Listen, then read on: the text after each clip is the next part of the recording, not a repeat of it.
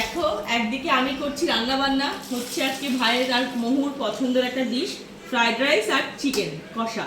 তো চিকেনের ঝোল আমার বাড়িতে শুধু সবাই, ওরা না, আমরা বাড়িতে সবাই একই পছন্দ করি এই খাবারটা।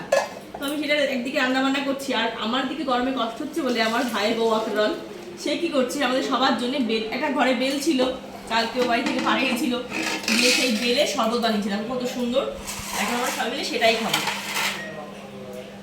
আর আজকে মহু আমাকে অনেক কাজে হেল্প করেছে, কারণ দেখতে পাচ্ছি দিদি একা একা কাজ করছে সকাল থেকে, তো ও আমাকে অনেকটা হেল্প করেছে, সমস্ত ফ্রাইড রাইসের সবজি টবজি সব ও কিনে দিয়েছে, সব কিছু দিয়ে এখন বসে তারপরে বেলের শরবতটাও ভুলে দিল, এখন সবাই মিলে আমরা সেটা মজা করে খাবো। আর বেলের শরবত আমাদের বাড়িতে সবারই পছন্দ, আর খুব ভালোবাসি খাই খেতে, আর কি ভালোবেসে খাই।